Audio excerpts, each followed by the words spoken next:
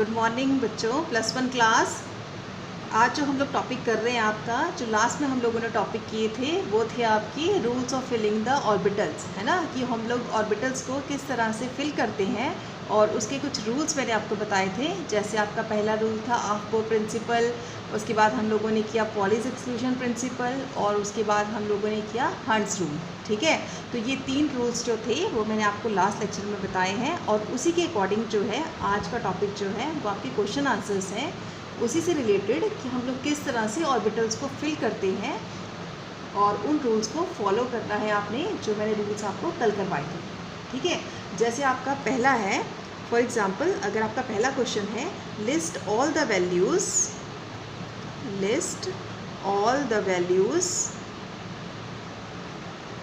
of L and M for n is equals to 2। ठीक है, अब ये क्या है आपकी, देखो लिस्ट ऑल द वैल्यूज़, आपने सारी वैल्यूज़ बतानी है, किसकी, L की भी और M की भी।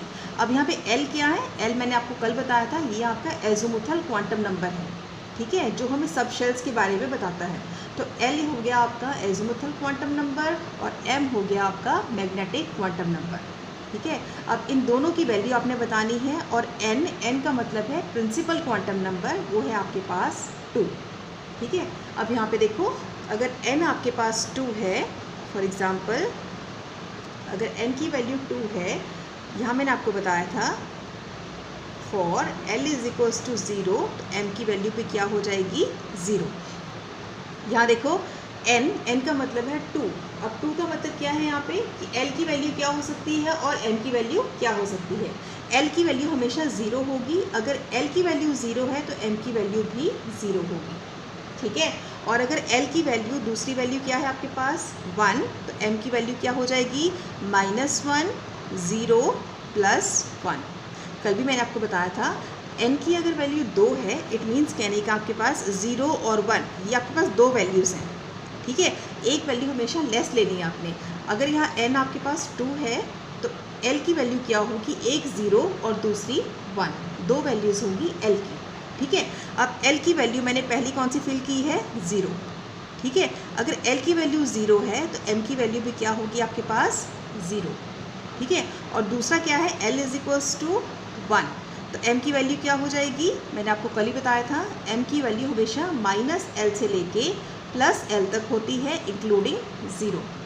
ठीक, अब क्योंकि यहाँ पे M की वैल्यू क्या है, -L का मतलब है -1 +1 इंक्लूडिंग 0, तो ये वैल्यू हो जाएगी किसकी, M की। ठीक है, फिर से देख लो, हम लोगों ने वैल्यूज़ बतानी है किसकी, L और M की, किसके लिए, n इज इक्वल्स टू 2 के लिए।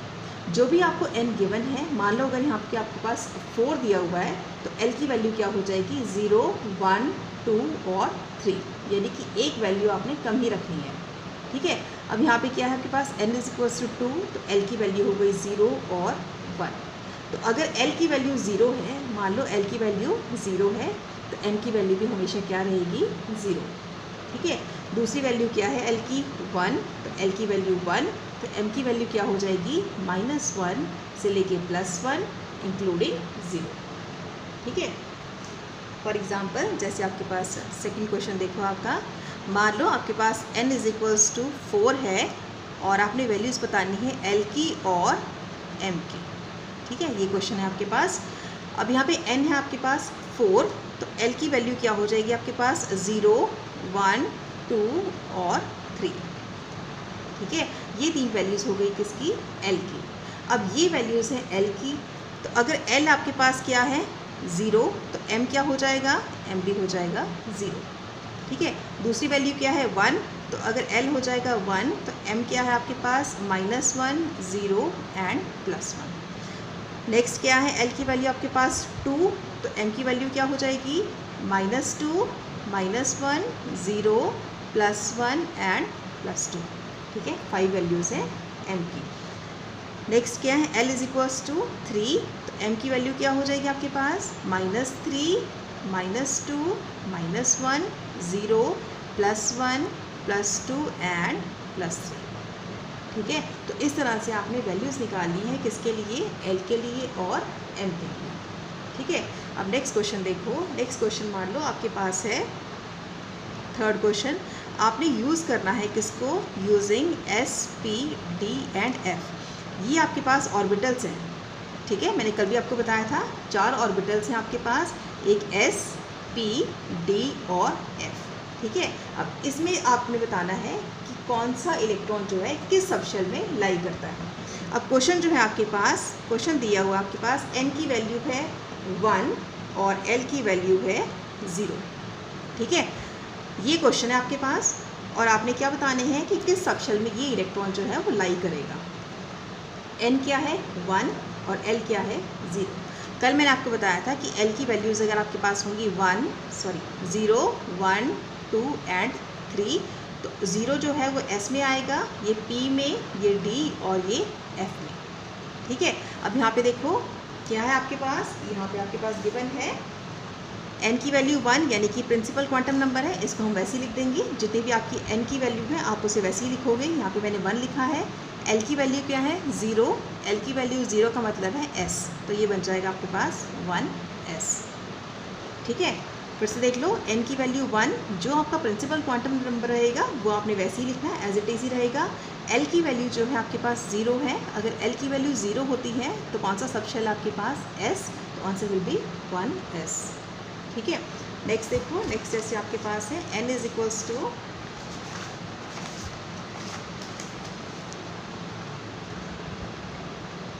मान लो N है आपके पास 3 और L है आपके पास 2, ठीक है। N 3 है, इट मीन्स 3 आपका प्रिंसिपल क्वांटम नंबर है, उसे आप वैसे ही लिखोगे।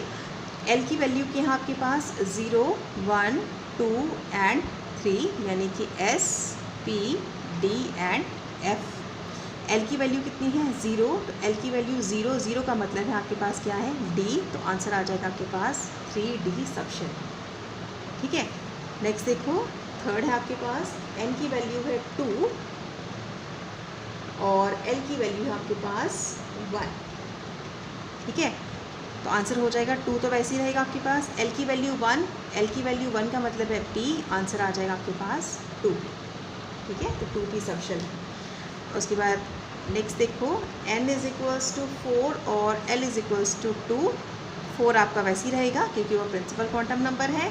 L की वैल्यू 2, L की वैल्यू 2 का मतलब है D, तो आंसर आ जाएगा आपके पास 4D, ठीक है। तो इस तरह से आप लोगों ने क्या निकाल ली, इस तरह से आप लोग वैल्यू निकालोगे और ये सारा किस पे बेसिस है आपकी हंट्स रूल, आपको प्रिंसिपल और पॉलिश एक्सक्लूजन प्रिंसिपल के ऊपर, ठीक है। पहले उन रूल्स को फॉलो करो और उसके बाद आपने आपके शेल्स और सबशेल्स जो हैं और ऑर्बिटल्स जो हैं, हाउ मेनी इलेक्ट्रॉन्स की कितने इलेक्ट्रॉन्स हो सकते हैं किसी ऑर्बिटल के अंदर, आप इससे जज कर सकते हो।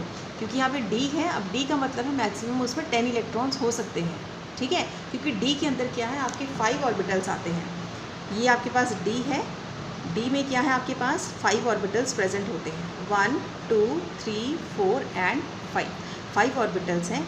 5 ऑर्बिटल्स का मतलब होता है 10 इलेक्ट्रॉन्स, ठीक है। जहाँ पे भी 5 ऑर्बिटल्स आएंगे उसका मतलब होता है 10 इलेक्ट्रॉन्स। कैसे 1, 2, 3, 4, 5, 6, 7, 8, 9 and 10, the maximum of 10 electrons in D orbital, ठीक है। उस तरह से अगर P की बात करती हूँ तो P का मैंने कल भी बताया था आपको, इसमें आपके 3 ऑर्बिटल्स आते हैं, 1, 2 एंड 3, लाइक PX, PY और PZ। मैक्सिमम इलेक्ट्रॉन्स इसमें 6 हो सकते हैं, 6 से ज़्यादा नहीं हो सकते। 1, 2, 3, 4, 5 एंड 6, ठीक है। उस तरह से आपका S की अगर बात करती हूँ तो X का आपका सिंगल ऑर्बिटल होता है, मैक्सिमम इसमें 2 इलेक्ट्रॉन्स आते हैं, 2 से ज़्यादा इलेक्ट्रॉन्स इसमें नहीं आ सकते, ठीक है। और लास्ट अगर बात करती हूँ F की, तो F में मैक्सिमम आपके 14 इलेक्ट्रॉन हो सकते हैं। 14 का मतलब क्या हुआ, 14 का मतलब हुआ 1, 2, 3, 4, 5, 6 एंड 7, यानी कि 7 ऑर्बिटल्स आएंगे और 7 ऑर्बिटल्स में आपके टोटल 14 इलेक्ट्रॉन्स जो है वो एकोमोडेट कर सकते हैं, ठीक है। तो इसके अकॉर्डिंग ये सारा किसके अकॉर्डिंग है, जो हमने कल रूल्स पढ़े थे आपके प्रिंसिपल वगैरह जो है, polish exclusion principle, hunts rule वगैरह हम लोगों ने कल किए थे, उन्हीं के बेसिस पे इनके ऑर्बिटल्स में फिलिंग होनी है, ठीक है।